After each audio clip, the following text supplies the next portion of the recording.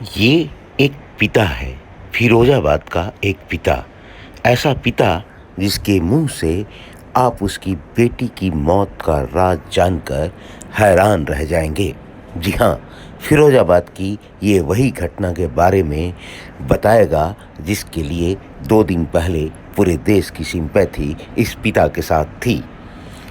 इसी की जुबानी सुनिए इसकी पूरी कहानी और इसके बाद आगरा जोन के आईजी के मुंह से सुनिए इस पूरे केस की जांच कैसे की गई। बच्ची क्यों मार दी? क्या बात थी? पूरी बात बताओ। मेरे कुछ लोगों ने मुझको गुमराह किया था। उनके आगे में आवेश में आकर मैंने बच्ची को गोली मारी सर। और उसके उपरांत मेरे बच्ची से कुछ वार्तालाप हुए थे। वार्तालाप में उनको मैंने दोषी पाया, इस वजह से मैंने सर उसको गोली मारी। इन लोगों का नाम क्यों लिखवा दिया था जो नाम है? ये उसमें मेरे व्यापार है, मेरा स्क्रैप का, इनका ही व्यापार है, इस वजह से मैंने उसका नाम लिखवा दिया सर।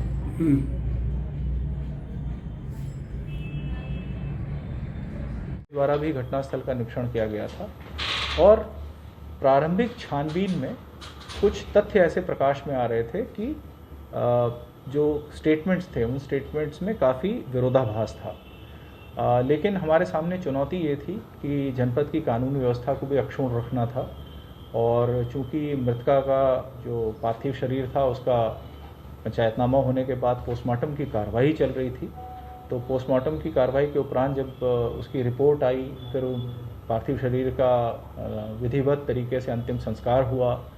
तत्पश्चात पुलिस ने 3-4 टीमें गठित करी और गहराई से एक एक बिंदु पर छानबीन करना शुरू करा। मिसाल के तौर पे जो आरोपी युवक थे, आरोपी युवकों को हिरासत में लिया गया। उनके बयानों में जो भी बातें उनके द्वारा बताई गई थी उसका तकमीला कराया गया, उनके CDR एनालिसिस कराई गई। जहाँ जहाँ वो अपनी मौजूदगी की बात बता रहे थे वहाँ के CCTV कैमरा के फुटेजेस निकाले गए और ये धीरे धीरे तथ्य एस्टैब्लिश होने लगा कि कहीं ना कहीं जो वादी पक्ष है यानी कि जो मृतका का पिता है उनके द्वारा इस पूरे प्रकरण में पुलिस को गुमराह किया जा रहा है और पुलिस को गलत तथ्य बताकर FIR पंजीकृत कराई गई है। इसके बाद फिर मोहल्ले के कुछ मोअज़्ज़िज़ लोगों से पुलिस ने अलग अलग बातचीत करी, परिवार के लोगों से अलग अलग बातचीत करी और हर बातचीत का बाकायदा वीडियोग्राफी कराई गई ताकि भविष्य में वो अपनी बात से मुकर ना पाएँ।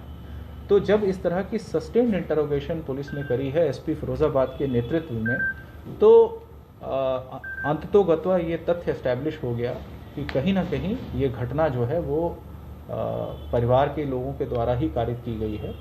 और मृतका के जो पिता थे, उनके जो भाई हैं, उनसे जब और डिटेल में ग्रिल किया गया, उनसे बातचीत की गई, तो उन्होंने खुल के ये बात बताई कि ये घटना जो है उनके भाई के द्वारा ही कारित कर गई और उसकी वजह भी उन्होंने स्पष्ट करी है कि विगत कुछ दिनों से उनके पिता इस बात को लेकर खिन्न रहते थे कि उनकी बेटी कुछ अज्ञात लोगों से दूरभाष पर वार्ता करती है। तो कहीं ना कहीं पिता के मन में इस बात को लेके काफ़ी गुस्सा था और घटना वाले दिन शाम को भी उनके द्वारा उन युवकों से जिनसे उनको शक था कि उनकी बेटी बात करती है, उनसे मोबाइल पे भी बात की गई और कुछ के घर जाके भी उनसे बातचीत की गई।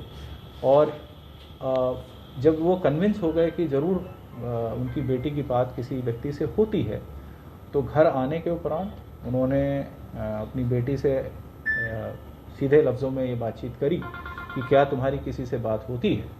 तो जब बेटी ने जो भी उत्तर दिया उससे पिता एकदम से गुस्से में आए, अपना आपा अपने नियंत्रण से बाहर हो गए और एक अवैध कट्टे से उन्होंने बहुत ही क्लोज रेंज से अपनी बेटी के राइट साइड में टेम्पल की तरफ उन्होंने गोली मार दी। गोली मारने के उपरांत चूँकि घर में और भी सदस्य थे और वो लोग भागकर वहाँ पहुँचे और गुस्से में आरोपी यानी कि जो पिता हैं उनके द्वारा ये उनको धमकाया गया कि अगर कोई भी सत्य बात बाहर बताएगा तो उसका भी वो यही हर्ष करेंगे। तो इस बात से भयभीत होकर घर वाले ने चुप्पी साध ली और पिता ने फिर एक जिसको कहते हैं कि एक पूरी मनगढ़ंत कहानी गढ़ी और उसी आधार पर उन्होंने एफआईआर जो है पुलिस को आके दी कि साहब की 3 लोगों के द्वारा उनकी बेटी का कत्ल छेड़खानी के विरोध करने के आधार पर किया गया है। तो अब तक की पूरी विवेचना से ये बातें एस्टैब्लिश हो गई हैं कि छेड़खानी जैसा कोई विषय नहीं था। दूरभाष पे बात होने की बातचीत तो आई है।